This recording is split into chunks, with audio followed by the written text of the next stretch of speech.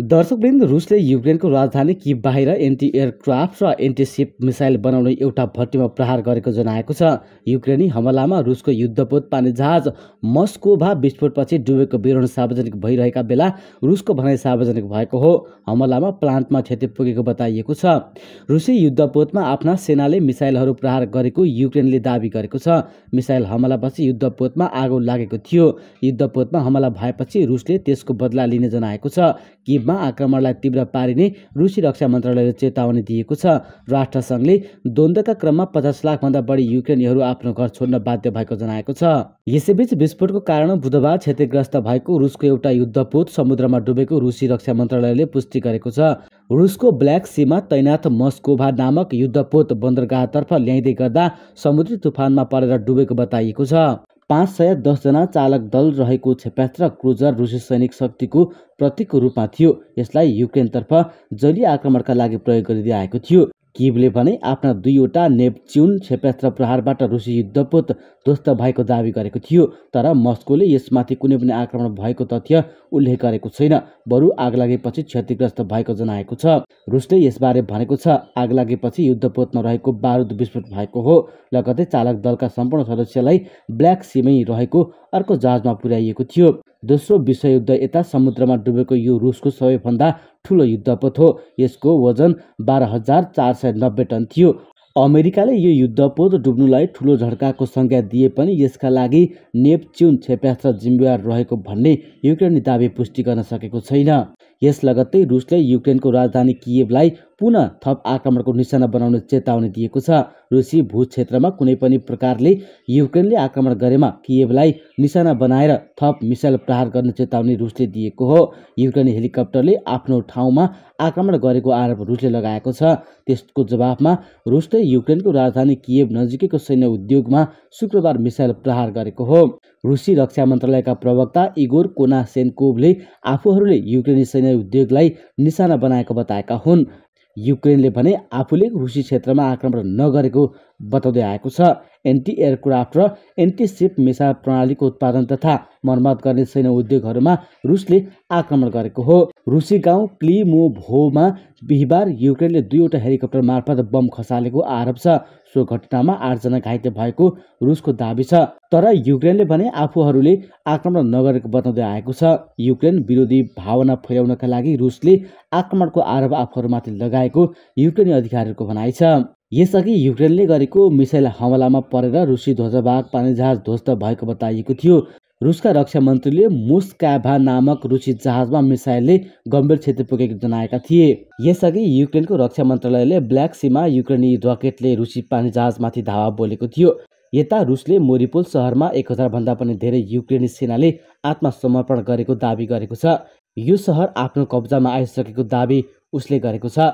युक्रेनमा बनेको नेप्च्युन क्षेपणास्त्र उक्त सैनिक जहाजमाथि प्रहार गरिएको बताइएको थियो। युक्रेनी राष्ट्रपतिका एक सहयोगी ओलेस्की एरिस्टोभिचले रुसी उद्धारकर्ताहरू उक्त पानी जहाजमा पुग्न नसकिरहेको भन्दै त्यहाँ 510 जनासम्म रहेको हुन सक्ने बताएका थिए। तर त्यसको पुष्टि भने भएको थिएन। यसअघि सीमामा रहेको एउटा टापुको प्रतिरक्षा गरिरहेका युक्रेनी सीमा रक्षकहरूसँग गरेको व्यवहारका कारण उक्त सैनिक पानी जहाजले बदनामी बेहोरेका थिए। स्नेक आइसल्यान्डमा खटिएका ती युक्रेनी सैनिकले मस्कोले गरेको आत्मसमर्पणको मागलाई अस्वीकार गरेपछि अन्ततः तिनलाई बन्धक बनाइएको थियो। यसैबीच रुसी सेनाले आफ्नो भूमिमा आक्रमण भइरहेको युक्रेनको राजधानीमा रहेको कमान्ड केन्द्रहरूमा हमला गर्ने चेतावनी दिएको छ। उता संयुक्त राज्य अमेरिकाले युक्रेनलाई थप 80 करोड अमेरिकी डलर आर्थिक सहयोग गर्ने घोषणा गरेको छ। पूर्वी युक्रेनमा रुसले व्यापक बनाउने ठानिएको आक्रमणसँग जुझ्न उपलब्ध गराइने उक्त सहयोग अन्तर्गत नयाँ अस्त्रहरू पनि रहने राष्ट्रपति जो बाइडेनले बताएका छन्। यसअघि युक्रेनी राष्ट्रपति जेलेन्स्कीले ठूलो संख्यामा अस्त्र उपलब्ध गराउन अपिल गरेका थिए। प्रतिबद्धता जनाएको 80 करोड अमेरिकी डलर बराबरका अस्त्रमा गोलीकठा र रेडार प्रणाली पनि छन्, जसमध्ये कतिपय सञ्चालनका लागि युक्रेनी फौजहरूलाई थप तालिमको आवश्यक पर्नेछ। सम्भवतः युक्रेनी फौजहरूले हाउट्स र काउन्टर अर्टिलरी रेडारका लागि थप तालिम लिनुपर्ने हुन्छ। उनले रेडार प्रणाली सञ्चालनका लागि अप्ठ्यारो नभए पनि त्यो हालसम्म युक्रेनी अस्त्र भण्डारणमा नरहेको बताएका छन्। हाउट्स छोटो ब्यारलको तोप जस्तै हो, जसलाई विपक्षी घेरामा गोलाबारीका निम्ति प्रयोग गरिन्छ। अमेरिकी रक्षा मन्त्रालयका अनुसार युक्रेनलाई दिने सैन्य सहयोगमा 18वटा हाउर्स र 40,000 राउन्ड गोलीहरू हुनेछन्। त्यसबाहेक 100 क्षेपणास्त्र निशानाहरूमा उडाउन सकिने विशेष प्रकारको ड्रोन पनि रहनेछन्। अमेरिकाले 11वटा हेलिकप्टर, 100 बक्सबन्द गाडी, विभिन्न किसिमका सुरक्षा कवच र बारुदी धराप, रासायनिक, जैविक, रेडियोधर्मी र परमाणुबाट जोगिने उपकरण पनि पठाउँदैछ। यो सँगै युक्रेनमा हमला सुरु गरेको 2 महिनामै रुसले सयौंको संख्यामा ट्याङ्कहरू गुमाएको छ। रुसले आफ्ना हतियार व्यवस्थित तरिकाले नचलाएको र युक्रेनलाई पश्चिमबाट लगातार एन्टी ट्याङ्क हतियारहरू प्राप्त भएकोले नै रुसले क्षति बेहोरिरहेको बताइएको छ। तस्बिरका आधारमा युक्रेनमा भएको रुसको सैन्य क्षतिको विवरण सङ्कलन गर्ने अरिक्स ब्लकका अनुसार रुसले अहिलेसम्म 460 ट्याङ्कसहित 2000 अन्य हतियारधारी सवारी साधन गुमाएको छ। युद्ध सुरु हुनु अगाडि रुससँग झन्डै 2700 प्रमुख ब्याटल ट्याङ्क रहेको रेन्ट कर्पोरेसन र आइआइएमएसले जनाएको छ। अमेरिकाले मात्र युक्रेनलाई 3000 बढी जेभेलिन एन्टी ट्याङ्क युद्धको सुरुवातमै प्रदान गरेको थियो भने त्यसपछि पनि थप 2000 पठाइसकेको छ। जेभेलिन एन्टी ट्याङ्क हतियार मार्फत ट्याङ्कको सबैभन्दा टुप्पोमा प्रहार गरी त्यसलाई ध्वस्त पार्न सकिन्छ। यसमा धेरै रुसी ट्याङ्कहरूमा त्यस्ता मिसाइलको असर कम गर्न सुरक्षित सतह फिट गरिएको हुन्छ। तर जेभेलिन्समा 2वटा बार हेड हुने हुँदा एउटाले सुरक्षित सतहलाई विस्फोट गराउँछ भने अर्को चाहिँ त्यसभित्र छिरेर त्यसको तल भागमा क्षति पुर्याउँछ। बेलायतले पनि युक्रेनलाई 3600 एनएल मिसाइल पठाएको थियो। यसले पनि ट्याङ्कको माथिको भागमा ठुलो विस्फोट गराउँदछ। एक खोजकर्ता भन्छन् जेभेलिन र एनएल दुवै एकदम शक्तिशाली हतियार हुन्। यी सहयोग नभएको भए युक्रेनको अवस्था आज धेरै फरक हुने थियो। त्यसैगरी अमेरिकाले युक्रेनलाई 100वटा स्विचेबल एन्टी ट्याङ्क ड्रोन पनि पठाउँदैछ। कामिकेज पनि भनिने यो ड्रोन यसको सञ्चालकबाट धेरै दूरीमा रहेर पनि टार्गेटलाई लक्षित गर्न सक्छ र ट्याङ्कमा खसेर त्यसलाई ध्वस्त पारिदिन सक्छ। यसको टुप्पोमा बारहेड हुन्छ।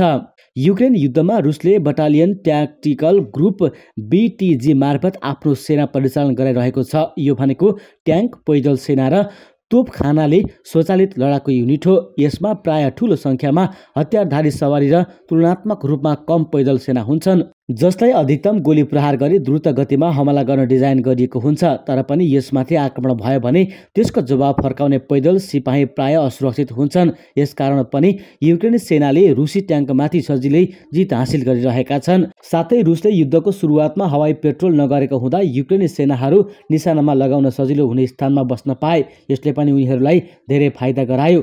अक्सिसको डाटा हेर्दा रुसले हारेका अधिकांश ट्याङ्क क्षतिग्रस्त अवस्थामा नभएको पाइएको छ। यसलाई केवल पक्राउ गरिएको वा अप्ठ्यारो ठाउँमा फस्काले त्यसै छाडिएको बताइएको छ। युक्रेनियन सरकारले छाडिएका सैन्य सवारी साधनसँग के गर्ने भनेर सर्वसाधारणका लागि विस्तृत निर्देशन पनि जारी गरेको छ। यस्तै रुसी राष्ट्रपति भ्लादिमिर पुटिनले मङ्गलबारको सम्बोधनमा पश्चिमा राष्ट्रलाई चेतावनी दिँदै रुसलाई एक्लो पार्ने सबै प्रयास असफल हुने र यसलाई कसैले रोक्न नसक्ने बताएका छन्।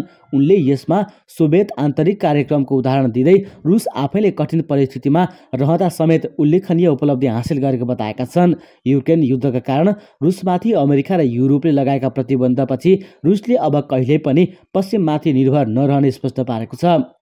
पुटिनले भनेका छन् त्यसबेला पनि सबैतिरबाट प्रतिबन्ध लगाइएको थियो, पूर्ण रूपमा एक्लो पारिएको थियो, तर सोभियत युनियनले अन्तरिक्ष मिसनमा पहिलो सफलता हासिल गरेर देखायो। यसमा हामी सबै एक्लो हुन चाहेका होइनौँ। वास्तवमा अहिलेको आधुनिक दुनियाँमा पूर्ण रूपमा कसैलाई एक्लो पार्न असम्भव छ, विशेष गरी रुस जस्तो विशाल मुलुकलाई। दर्शकवृन्द, रुसका राष्ट्रपति भ्लादिमिर पुटिनले युक्रेनी सेनाले आत्मसमर्पण गरेपछि मात्रै युक्रेनी सहर मरियोपोलमा गोलाबारी अन्त्य हुने बताएका छन्। मङ्गलबार राति फ्रान्सेली राष्ट्रपति इमानुएल म्याक्रोनसँग 1 घण्टा लामो फोन वार्तामा उनले सो धारणा राखेको रुसी प्रशासन केन्द्र क्रेमलिनले एक विज्ञप्तिमा जनाएको छ।